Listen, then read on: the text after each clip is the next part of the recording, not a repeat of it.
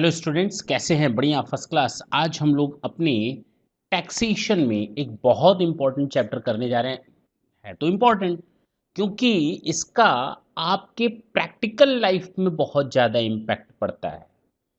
नाम दिख रहा होगा आपको, टैक्स प्लानिंग। बेसिकली हम बहुत कंफ्यूज मैं अपनी बात नहीं कर रहा, मैं सबकी कॉमनली बात कर रहा हूँ। हम बहुत कंफ्यूज रहते हैं, ये मत समझना मैं कंफ्यूज रहता हूँ। तो हम बड़े कंफ्यूज रहते हैं tax planning, tax management, tax avoidance and tax evasion के मामले में। मीन्स हमें फ़र्क नहीं समझ में आता। और तो और मैं अगर इस चैप्टर की खास बात बताऊं, अगर मैं ये बोलूं कि जो टैक्स कंसल्टेंट होते हैं नॉर्मली, वो बिजनेसमैन को या कॉरपोरेट एंटिटीज़ या नॉन कॉरपोरेट एंटिटीज़ को ये बताते हैं टैक्स चोरी कैसे करनी चाहिए। तो अगर उस पर कोई वीडियो बनाए तो बहुत पॉपुलर होगा, बहुत पॉपुलर होगा, लेकिन वो क्राइम होगा। क्या होगा? क्राइम। तो instead of saying that how to evade the tax, video का टाइटल होना चाहिए कि टैक्स चोरी किन किन तरीकों से की जा सकती है, इनसे बचें। इनको ना करें। तो करने वाले लोग तो करेंगे ही करेंगे।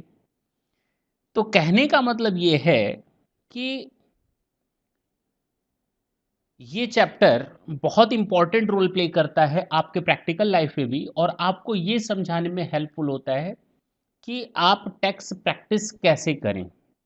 Basically tax practice tax consultant जो करते हैं, उनकी ये मोरल रेस्पॉन्सिबिलिटी होती है कि वो एसएससी का टैक्स सिस्टम इस तरह से बनाएं कि एसएससी या टैक्स पेयर के ऊपर कम से कम बर्डन आए और सरकार को, गवर्नमेंट को उसके शेयर का रेवेन्यू पूरा पूरा मिले। मेरी बात ढंग से समझें। टैक्स कंसल्टेंट का मतलब इस चीज़ की कंसल्टेंसी देना नहीं होता है कि हम तो एसएससी या टैक्स पेयर से अपना रिमनरेशन ले रहे हैं, तो चलो उसका टैक्स चोरी करवाते हैं और सरकार को कम से कम टैक्स पे ऑफ करके बीच में कमा लेते हैं। ये गलत प्रैक्टिस है। ये उनकी मोरल रिस्पॉन्सिबिलिटी, जैसे एक डॉक्टर से आप क्या एक्सपेक्ट करते हैं कि वो किसी पेशेंट को मार दे? नहीं ना। उसी तरह एक सीए, सीएस, सीएमए, लॉयर या अदर टैक्स प्रैक्टिशनर्स या कंसल्टेंट से भी यही उम्मीद की जाती है कि वो इकोनॉमी की ग्रोथ में कंट्रीब्यूशन दें। नॉर्मली अगर हम बात करें एक सीधी सीधी प्लेन प्लेन, तो क्लियर है। चलिए बात करते हैं, काम की बात करते हैं। चैप्टर का नाम है tax practices and corporate tax planning. तो यहाँ पर हम लोग कॉर्पोरेट टैक्स प्लानिंग के अलावा नॉन कॉर्पोरेट टैक्स प्लानिंग के भी बारे में कुछ बातें करेंगे। क्या है ये? मैंने आपको अभी आते ही बताया कि कई लोग अलग अलग तरह की प्रैक्टिसेस करते हैं। किन किन तरह की प्रैक्टिसेस करते हैं? वो tax planning, tax management, tax evasion और टैक्स अवॉइडेंस के बारे में जानते हैं। वो काम करते हैं लेकिन उनको ये नहीं पता होता, कंफ्यूज रहते हैं टैक्स प्लानिंग क्या है, टैक्स मैनेजमेंट क्या है, tax evasion and tax avoidance क्या है। इस चैप्टर में हम इन चारों चीज़ों के बारे में जानेंगे, डिफ्रेंशिएट करेंगे। First of all, second thing, क्या सही है क्या गलत वो आपको अभी से ही पता चल गया हो ना? ना ना, मत बताइए सर, ये चीज़ तो हमको पता ही चल गया, ये नाम से ही पता चलता है कि tax avoidance and tax evasion गलत है। गलत है। जबकि tax planning and tax management that is okay, नाम से ही पता चल रहा होगा। टैक्स को प्लान करना और टैक्स को मैनेज करना, दैट इज क्वाइट डिफरेंट। और tax avoidance and tax evasion, नाम से ही पता चल रहा होगा कि ये गवर्नमेंट को धोखा देने के पर्पज से बनाया जाता है, और ये दोनों अकॉर्डिंग टू द लॉ होते हैं। नाम से ही क्लियर है। चलिए अब आते हैं, कौन बंदा नहीं चाहेगा कि उसका टैक्स अमाउंट मिनिमम हो, टैक्स अमाउंट मिनिमम हो, टैक्स बर्डन कम से कम आए। सबसे पहले बात करेंगे हम इन चारों में टैक्स इवेजन की, ठीक। उसके बाद बात करेंगे हम लोग टैक्स अवॉइडेंस की। टैक्स इवेजन का मतलब होता है चोरी, इवेजन मतलब होता है चोरी, इवेजन का मतलब ही होता है टैक्स की चोरी। इवेड करना, टैक्स को इवेड करना, चोरी करना। गलत प्रैक्टिस है ये, और गलत प्रैक्टिस आ चुकी है, इसको दूर करना है। Tax evasion is a term that is difficult to define but which is generally used to mean illegal arrangement. कुछ ऐसी व्यवस्था करना जिससे कि टैक्स कम बने या टैक्स की चोरी हो सके और टैक्स को छुपाया जा सके, इनकम को छुपाया जा सके। This is the main object of tax evasion. This is a different type of arrangement so that the tax amount or income can be hide or the tax can be evade.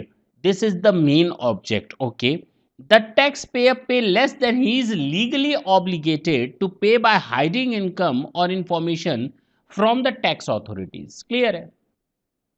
ये basic purpose होता है इसका। और tax evasion is not a legal thing, it's a illegal arrangement. Okay, Thus, it refers to the reduction of tax liability by illegal or fraudulent means. गलत तरीके से धोखे के तरीके यूज किए जाते हैं, wherein there generally exists an intention or a presumed intention on part of the taxpayer not to pay the amount of required taxes. यानी ये टैक्स पेयर के ओर से ये इंटेंशन होता है, मालाफाइड इंटेंशन होता है, गलत इंटेंशन होता है, वो चाहता है कि सरकार को हम टैक्स ना दें। कमाई है उसकी, ये उसकी कमाई है, उसकी इनकम 8 लाख 10 लाख 20 लाख 25 लाख 5 करोड़ 10 करोड़ इनकम है, बट अल्टीमेटली ही और शी और the particular person don't want to pay the amount of tax, they just want to hide their income, they just want to evade the tax. Okay, yes sir. Example क्या है sir? एक example भी बता दीजिए, नीचे ना देखें आप, इधर चलिए एग्जाम्पल बताइए सर। इसमें जो एग्जाम्पल दिया मैं उसके बारे में बात कर लेता हूं। हमने एक एसी खरीदा, वो एसी मुझे घर पे सेटअप करना था। कहाँ सेटअप करना था? घर पे सेटअप करना था। अब अगर घर के लिए मैं सेटअप करने के, घर पे एसी सेटअप करने के लिए अगर मैं बिजनेस से ही पैसा निकालूंगा, बट ऑब्वियस मेरा कोई दूसरा काम तो है नहीं, I am doing my business.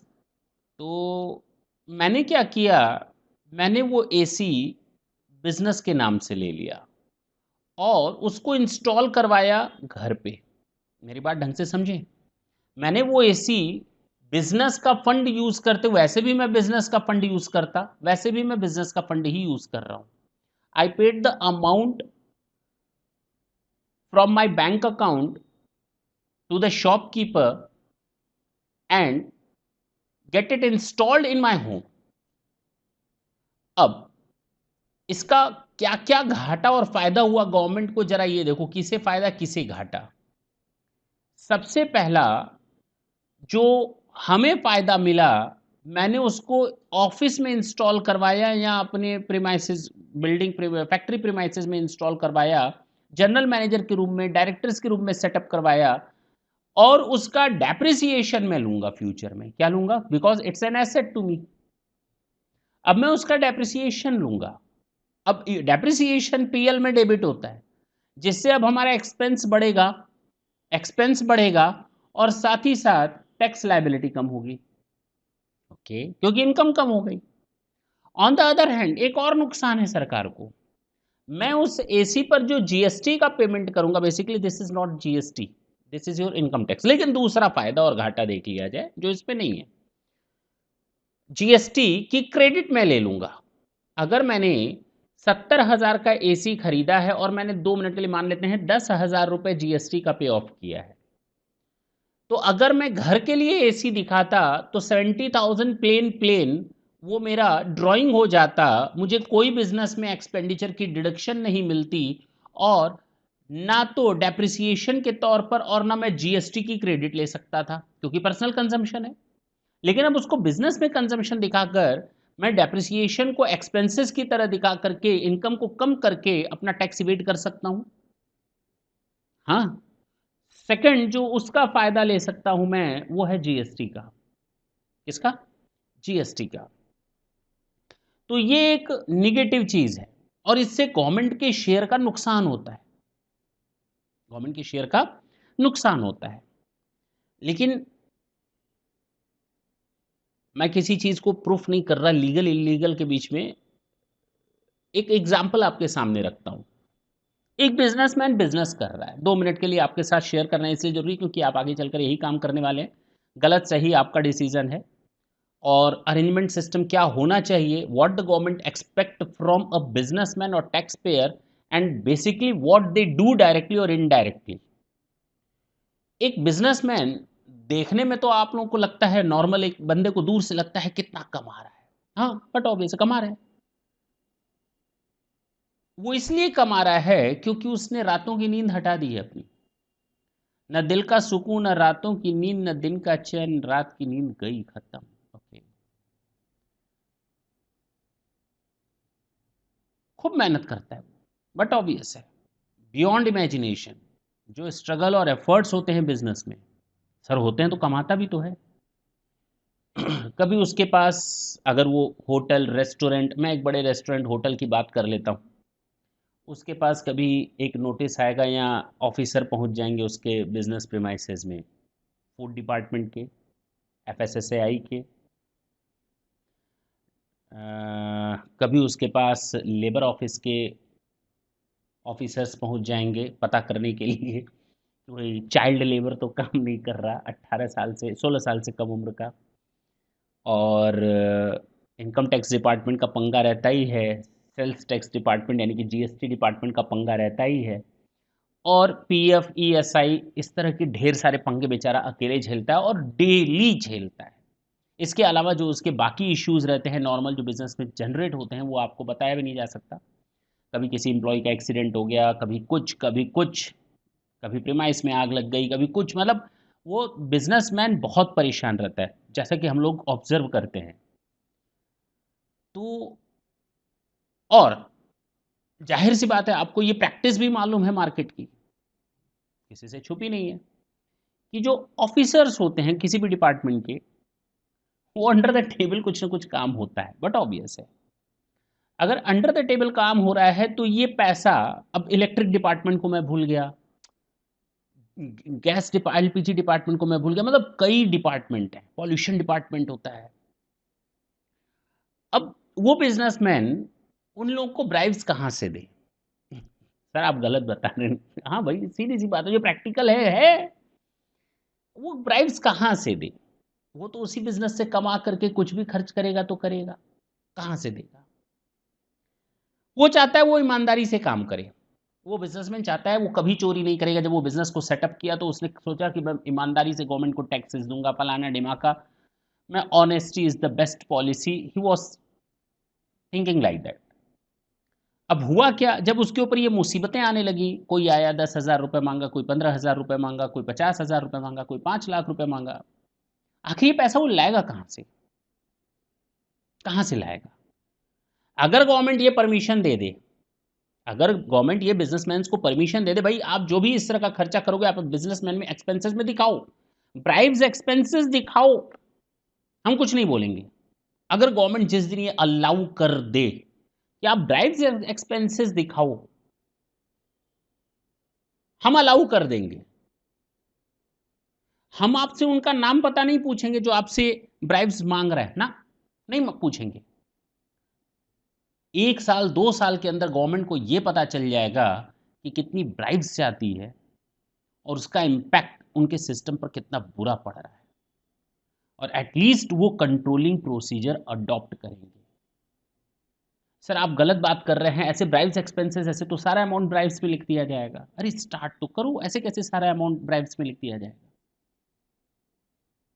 लेकिन इससे ये होगा कि कंट्रोलिंग प्रोसीजर स्टार्ट होगा, गवर्नमेंट को ये पता चलेगा कि उसके पास अमाउंट कितना आ रहा है और ब्राइब्स में कितना जा रहा है। वो पैसा ब्राइब्स में ना जाकर गवर्नमेंट के अकाउंट में जाना चाहिए अगर देखा जाए तो। इससे क्या होगा, एक तो बेईमानी कम होगी। इसके दूसरे एस्पेक्ट भी हो सकते हैं, आप लोग सोच सकते हैं, ये नहीं कि मैंने जो बोला that is full and final, that is my own thinking.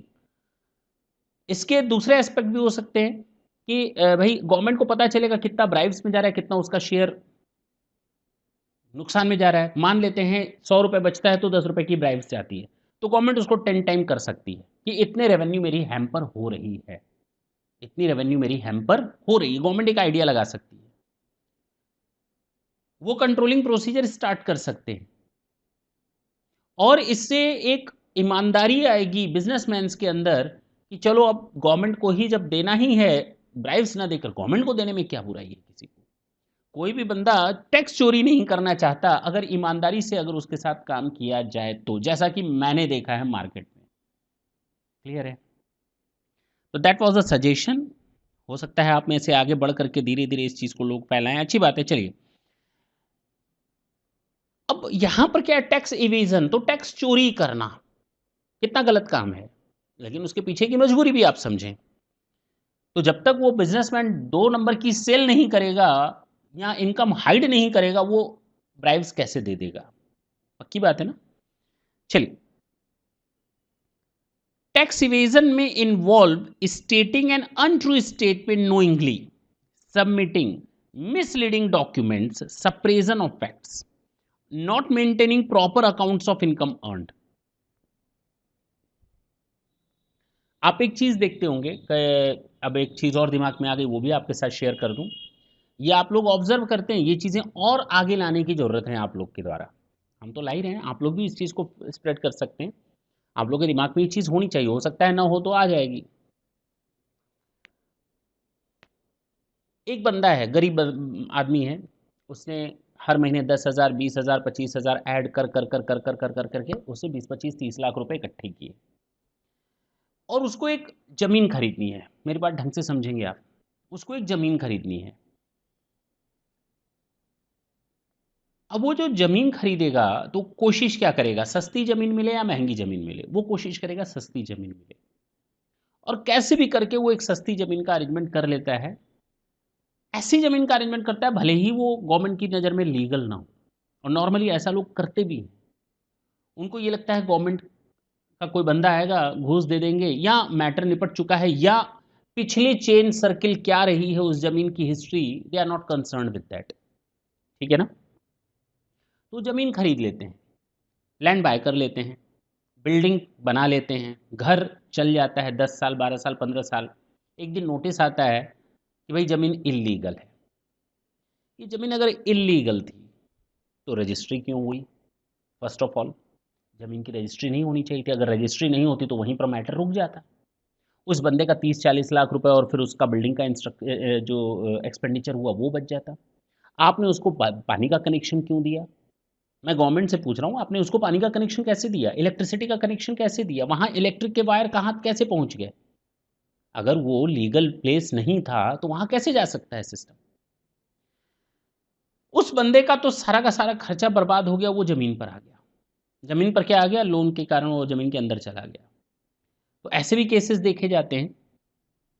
तो आदमी क्या करेगा? लेकिन ये जो ज़मीन जिसने रजिस्ट्री की उसका कुछ नहीं बिगड़ा, उसका कुछ नहीं बिगड़ा, उसने घूस लेकर काम किया, लेकिन उस आदमी का कुछ भी नहीं बिगड़ा। बैंक मैनेजर ने घूस लेकर लोन पास किया, उस बिज़नेसमैन के पीछे गवर्नमेंट पड़ गई, उसको बर्बाद कर डाला कि आपने गलत तरीके से लोन किया, लेकिन उस बंदे का क्या हुआ जिसने उसको लोन दिया? जो गवर्नमेंट ऑफिशियल्स होते हैं उनको क्यों प्रोटेक्ट किया जाता है? मैं ये नहीं कर रहा हूँ one sided, I am not going one sided. यहाँ पर भी इंटरेस्ट रहता है लोगों का, जब एक आदत पड़ जाती है टैक्स चोरी की, टैक्स चोरी टैक्स चोरी टैक्स चोरी, तो लोग लग जाते हैं लाइन पे कि मुझे नहीं देना टैक्स, टैक्स दूंगा, अरे 4 AC और खरीद लूंगा घर के लिए। अरे ये तो सिस्टम है। चलिए, तो यहाँ पर आते हैं, इस चीज़ को मैं बिल्कुल मैं सीधे बोलता हूँ, ईमानदारी से काम करो, कोई कुछ नहीं बिगाड़ सकता। Honesty is the best policy, और ये है भी सही। ठीक है ना। तो आपको मैंने ये एक एग्जांपल दे दिया टैक्स इवेजन का। एक एसी आपने खरीदा, उससे गवर्नमेंट को क्या नुकसान है, आपको क्या फ़ायदा मिल रहा है, जबकि ये होना नहीं चाहिए। इसको हम कहते हैं टैक्स इवेजन। जीएसटी की चोरी हो गई, एक तरह से क्रेडिट ले लिया आपने, और दूसरी तरफ आपने उसका डेप्रिसिएशन क्लेम करके उसकी भी डिडक्शन ले ली और टैक्स की चोरी की, कम इनकम दिखा करके। टैक्स अवॉइडेंस क्या होता है? टैक्स को अवॉइड करना। टैक्स अवॉइडेंस क्या होता है? मैं इसलिए एग्जांपल्स दे रहा हूँ ताकि ये चीज़ें बिल्कुल दिमाग में आपके बैठ जाएं।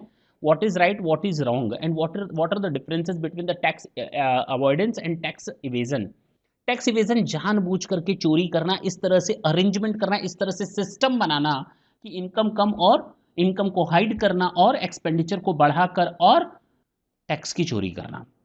टैक्स अवॉइडेंस क्या होता है? कुछ इस तरह से इनकम को डाइवर्ट करना, इनकम की इस तरह से प्लानिंग करना या अरेंजमेंट करना जिससे टैक्स का बर्डन कम हो। सर फर्क क्या हुआ फिर दोनों में?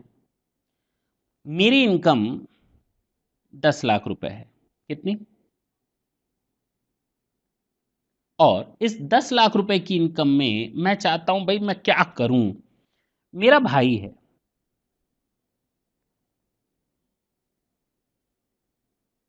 कुछ नहीं करता, ऐसा नहीं, रियल में बहुत वो हमसे बहुत आगे है, तो वो कुछ नहीं करता।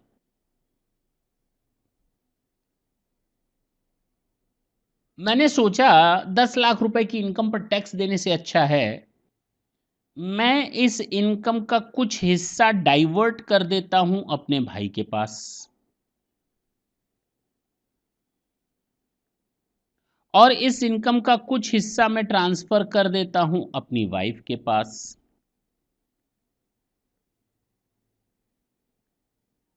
बचा कितना? 3 लाख। यानी अब मेरे ऊपर टैक्स लगेगा 3 लाख पर, वाइफ के ऊपर लगेगा 3 लाख पर, और मेरे भाई के ऊपर लगेगा 4 लाख पर। और तीनों लोग 2,50,000, 2,50,000, 2,50,000 का डिडक्शन ले लेंगे, और साथ ही साथ 87A की रिबेट भी ले लेंगे। मतलब तीनों की टैक्स लाइबिलिटी आएगी 0/सन्नाटा। जबकि 10 लाख पर टैक्स आप कैलकुलेट करते तो आपको समझ में आ जाएगा 5 लाख तक तो 12,500, बाकी 1 लाख और, यानी 1,12,500 मुझे टैक्स देना चाहिए था according to the tax rates. लेकिन ये टैक्स मैंने अभी इसमें एचईसी वगैरह जोड़ सकते थे, लेकिन मैंने वो टैक्स चोरी कर ली। देखो ना, तीनों मिलाकर अगर अब टैक्स कितना देंगे? जीरो। ये टैक्स इवेजन, ये टैक्स अवॉइडेंस है। ये टैक्स अवॉइडेंस कराता है, अपनी इनकम को डाइवर्ट कर देना।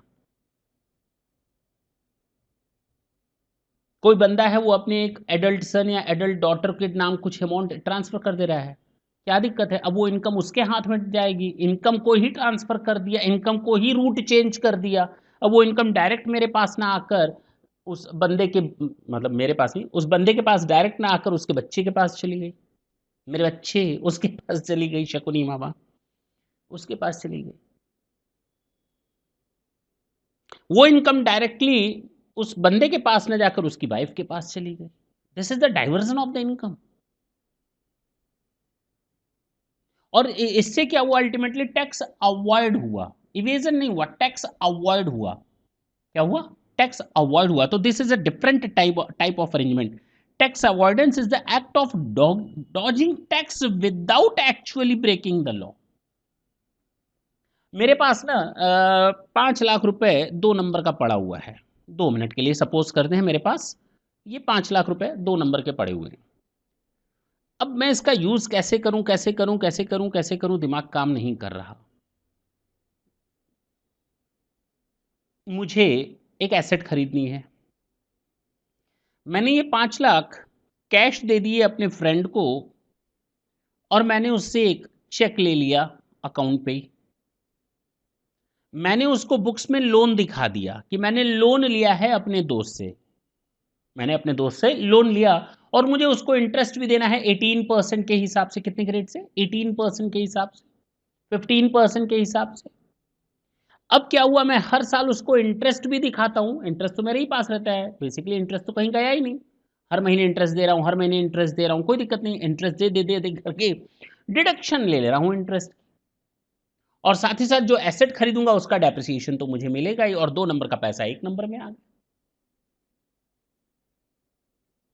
ये सरकार को आप क्या कर रहे हो? उसके टैक्स पोर्शन को आप चुरा रहे हो।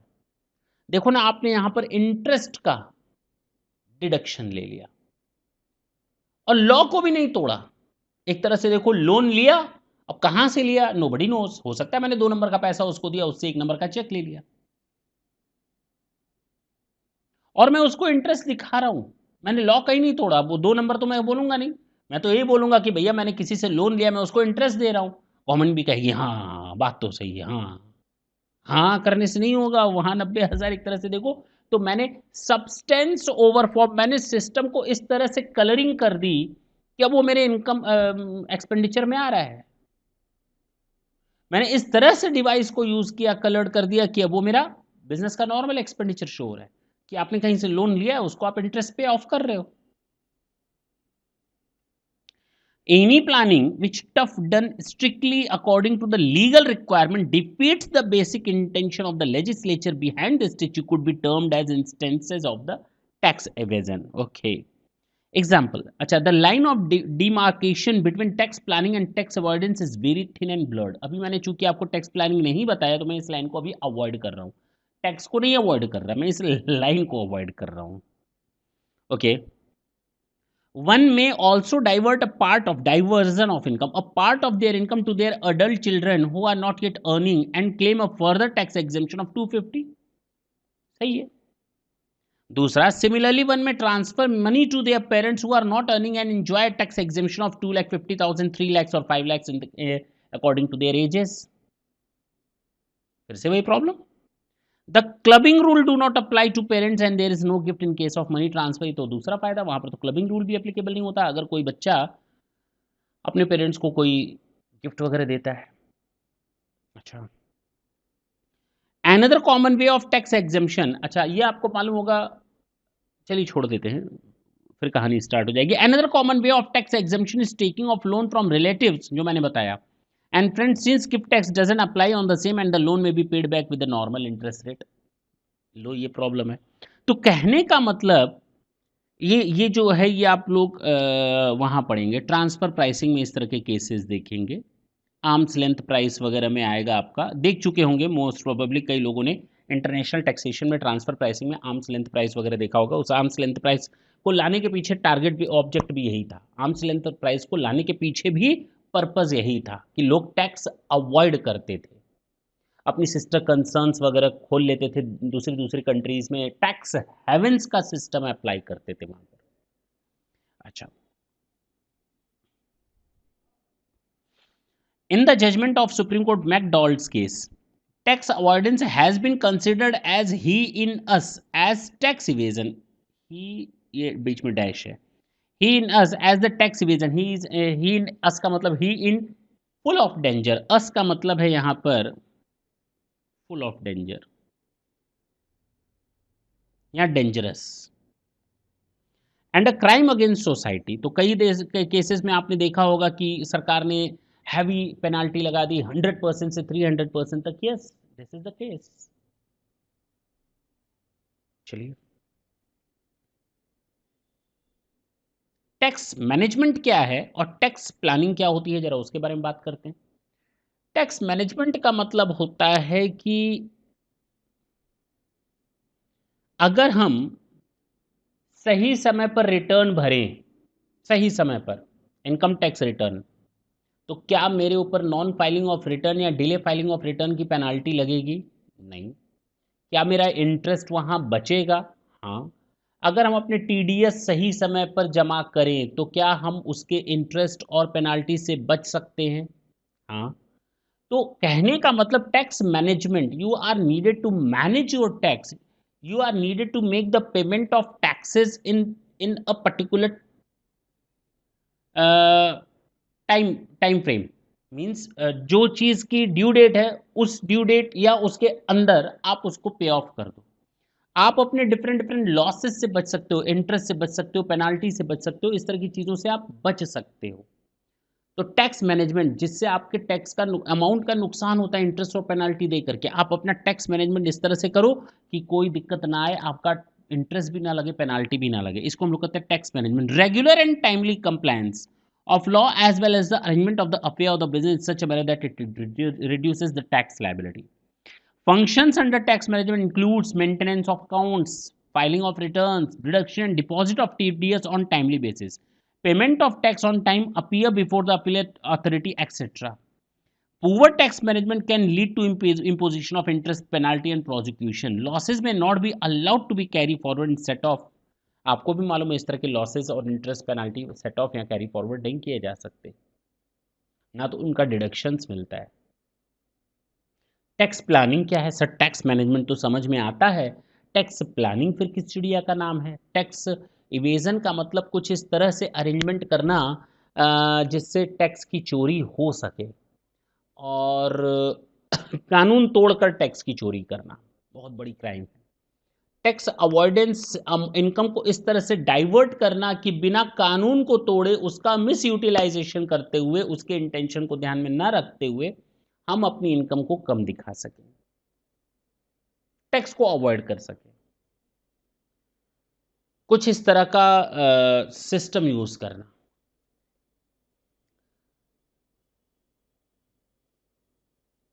टैक्स मैनेजमेंट, टाइमली कंप्लायंस करें चीज़ों का, तो आप अपने टैक्स बर्डन से बच सकते हैं, इंटरेस्ट पेनाल्टी वगैरह से बच सकते हैं और उनका डिडक्शन भी नहीं मिलता। अच्छा, लास्ट है टैक्स प्लानिंग। ये टैक्स प्लानिंग क्या होती है, जबकि स्टार्टिंग इसी से हुई थी, corporate tax planning. Tax planning का मतलब है, अगर मैं अपने बिजनेस को सेटअप करना चाहता हूं तो मैं बैकवर्ड एरिया में करूं तो मुझे गवर्नमेंट इंसेंटिवाइज करेगी, गवर्नमेंट की ओर से मुझे कई सारे इंसेंटिव्स मिलेंगे। तो मुझे प्रॉस एंड कॉन्स देखने हैं। If I can start it in the backward area where the government incentivized to the businessman to set up a factory or to set up a manufacturing plant in that particular area so that the development can be done in that particular backward area, yes, we can get the benefit from the government. This is the this is the form of tax planning. आपने देखा होगा कई लोग LIC जमा करते हैं, provident fund जमा करते हैं, पब्लिक प्रोविडेंट फंड वगैरह में डिपॉजिट्स करते हैं, कई सारे एक गवर्नमेंट के इंफ्रास्ट्रक्चर बॉन्ड वगैरह लेते हैं, हाउसिंग स्कीम के बॉन्ड वगैरह लेते हैं, ताकि उनको सेक्शन 80 की डिडक्शंस मिल सके, सेक्शन 10 ए का बेनिफिट मिल सके। मीन्स इस तरह का वो लोग बेनिफिट लेना चाहते हैं लोग। तो आप टैक्स प्लानिंग करो ना। हमें बिजनेस करना है तो क्या जरूरी है घर पे ही बैठ करके आसपास ही जमीन लेकर के बिजनेस किया जाए? क्यों ना उसको इस तरह से मैनेज किया जाए कि हमारे ऊपर टैक्स का बर्डन कई सालों तक टैक्स हॉलीडेज के तौर पर मिल सके। क्या वर्ड यूज किया मैंने? टैक्स हॉलीडेज के तौर पर मिल सके। इसको कहा जाता है टैक्स प्लानिंग। जो आप डिडक्शंस, एग्जेम्पशंस, इंसेंटिव्स का बेनिफिट लेना चाहते हैं वो आपको मिल जाए ज्यादा से ज्यादा, इसको कहा जाता है टैक्स प्लानिंग। इससे आपका टैक्स बर्डन भी कम होगा। और अभी थोड़ी देर पहले मैंने बताया टैक्स अवॉइडेंस और टैक्स प्लानिंग दोनों में बहुत ही थिन लाइन का फर्क है। और मैंने कहा अभी नहीं समझ में आएगा, देखो अब समझ में आएगा। The line of demarcation between tax planning and tax avoidance is very thin and blurred. There is an element of malified motive involved in tax avoidance.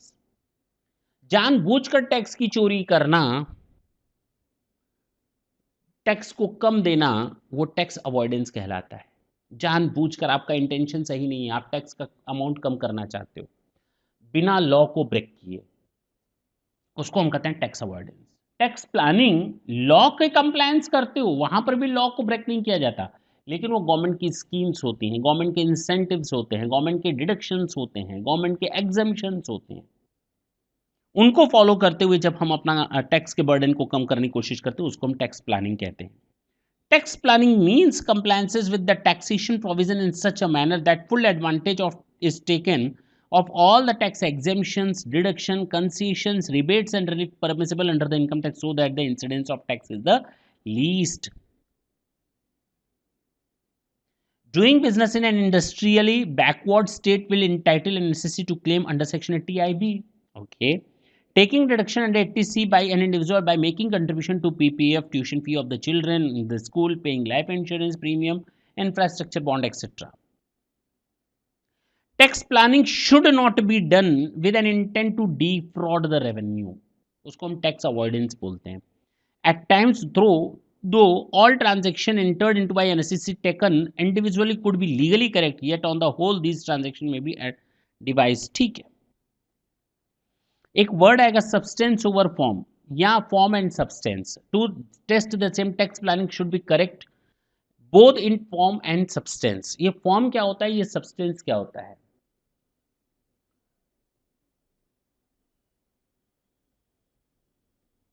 Form and substance में फर्क है। मैं अपने किसी इंप्लॉय को कमीशन दे रहा हूं, क्या दे रहा हूं? कमीशन दे रहा हूं। कमीशन की एक लिमिट है, गवर्नमेंट ने डाली हुई है, मान लेते हैं 2 मिनट के लिए। तो instead of paying the amount of commission और उस पर टीडीएस काटने से बेटर भैया उसको सैलरी दिखा दो, सैलरी दिखा दो, कुछ इस तरह से कलरिंग कर लो कि वो सैलरी दिखने लगे। साल के अंत में जो भी प्लस माइनस होता है वो बोनस के तौर पर दे दो उसको। तो बोनस एक्ट को भी फॉलो कर लिया मैंने, मिनिमम बोनस एक्ट का, और आपका सैलरी वाला भी काम हो गया, आपको डिडक्शन भी पूरी मिल गई।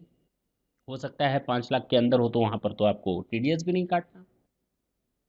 लो, ये एक नई बात। तो कहने का मतलब ये हुआ कि हमें हमेशा सब्सटेंस देखना होता है, ना कि वो फॉर्म जो दिखाया गया है। हमें दोनों साइड पे करेक्ट होना चाहिए टैक्स प्लानिंग में, हमारा फॉर्म भी सही होना चाहिए, हमारा सब्सटेंस भी सही होना चाहिए। जो इंटेंशन है, जो उस ट्रांजैक्शन का जीस्ट है, वही रिफ्लेक्ट होना चाहिए बुक्स ऑफ अकाउंट में।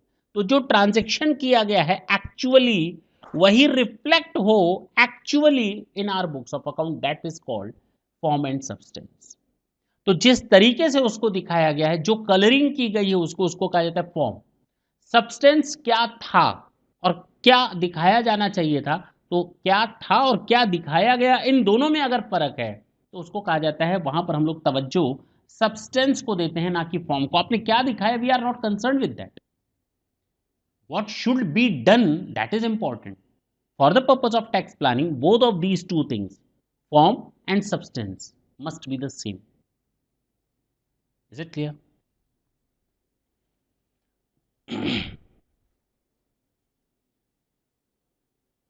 चलिए मैं पढ़ देता हूँ, अदरवाइज हमारा ये टॉपिक ख़त्म है। आज का ये लेक्चर हमारा यहीं पर ख़त्म है, ज़्यादा नहीं बचा। नेक्स्ट सेशन में हम इसके आगे चलेंगे। अभी ये आपको केवल आज एक हिंट देना था कि tax evasion, tax avoidance, tax planning और टैक्स मैनेजमेंट में फ़र्क क्या है, ताकि हम नेक्स्ट सेशन में जब हम आपके सामने आएँ तो कुछ और चीज़ों को ले करके बैठें। पहले तो हम नेक्स्ट सेशन में डिफरेंशिएट करेंगे चारों को एक साथ, तीनों को एक साथ। The form and substance of a transaction is real test of any tax planning device. The form of transaction refers to transaction as it appears superficially and the real intention behind such transaction may remain concealed। तो कहीं कोई चीज छुपाई ना गई हो, transaction जैसा है उसी फॉर्म में दिखाया गया हो। Substance of a transaction refers to lifting the veil of a legal documents and ascertaining the true intention of the parties behind the transaction। ठीक है, बता दिया ये सारी चीजें। That's it। और आज का हमारा ये सेशन यही ख़त्म होता है, और मेरा मेन पर्पज़ आपको इन चारों का डिफरेंस ही क्लियर करना था। होप सो अच्छी तरह से समझ में आया होगा।